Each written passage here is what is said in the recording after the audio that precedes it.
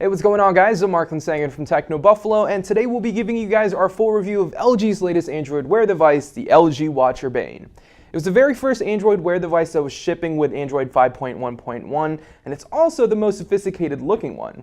I've used my fair share of smartwatches over the past couple of months, including the Moto 360, the LG G Watch R, and even the Apple Watch. Over the past 3 weeks, however, I've been using the Watch Urbane as my primary wearable, and I have plenty to say about it. Does the premium design and latest software justify that $349 price tag?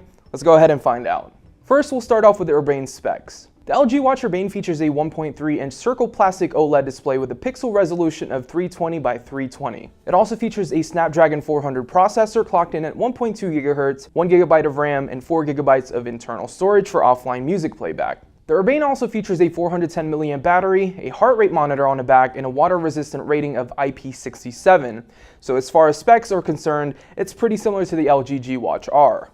I'm personally not a watch guy and only wear one if I'm at a nice event or for work, but based on design, I can see myself wearing the Urbane. LG's wearable is a really beautiful looking smartwatch. It has a clean stainless steel body that looks really high-end. I have a decent sized wrist, so the watch doesn't look too gargantuan on me, but for people who have smaller wrists, you may find the watch a bit too big. When I first put the Urbane on, it was super uncomfortable due to the leather strap it came with, but after a few days of wearing it in, it now fits much better on my wrist. Now, if you're not a fan of the leather strap it came with, you'll be able to replace the band with any other regular 22mm strap, whether it's silicone, metal, or just another leather band that you like more. So when it comes to the display, the 1.3-inch display on the Watch Urbane is beautiful. It's nice to look at and it's bright with inky blacks. While the display is sharp for a smartwatch, it's still a little more pixelated than I'd like. The Urbane's bezel is noticeably thinner when compared to the G Watch R, and it definitely looks much better. Swiping through the watch face feels more comfortable and more fluid thanks to the slimmer bezels. Before I was using the Watch Urbane as my daily wearable, I was using the Moto 360, which I found to be very slow. With the Watch Urbane, I'm happy to say that there weren't a lot of hiccups swiping through menus and prompting Google Now.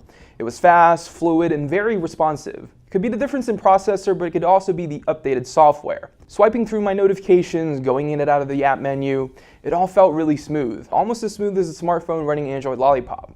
Speaking of Android Lollipop, the LG Watch Urbane was the very first Android Wear device to support the latest software from Google, Android 5.1.1. It introduced a lot of cool things like sending emojis, a dedicated app menu, UI changes, and activated Wi-Fi support. We did a separate video showcasing the newer features in Android Wear 5.1.1, which we'll link down below this video. You'll still be able to check out all of your notifications, activate Google Now, and there's also an always-on feature which essentially turns the screen black and white when the watch is idle to help save battery. The addition of Wi-Fi is probably the coolest feature, though not every Android Wear device will have Wi-Fi support. Having Wi-Fi means even if you're not within Bluetooth range of your Android device, you'll still be able to get notifications and whatnot. Most Android Wear devices we've tried in the past usually last a full day, but with the Watch Urbane, we got more than a day's worth of usage. I would put it on with 100% charge around 7:30 in the morning and have it back in its charger by 10:30 p.m. Now around that time, I'd still have about 40% left, which would be plenty of charge to get through the night and into the next day. You should probably charge every night, but in case you forget to charge, you'll still have enough juice to get you through some of the following day.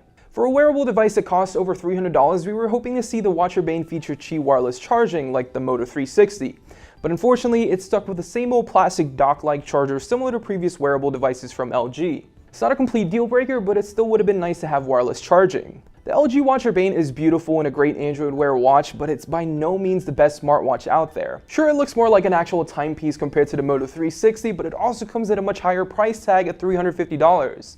As an alternative to the G Watch R, it's not perfect either. It still costs more than the G Watch R despite it having the same internals, from the display technology to the processor and battery.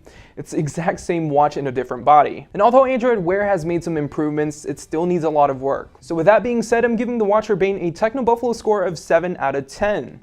The battery and performance of the Watch Urbane is great, though that $350 price tag is a bit too much for a device with the same internals as its predecessor. And although Android Wear has been updated, it still didn't really wow us. Alas, I'd rather save that extra $100 and buy the LG G Watch R instead. Anyways, thank you guys so much for watching, and if you guys enjoyed this video, make sure to give it a thumbs up, and we will see you guys in the next one.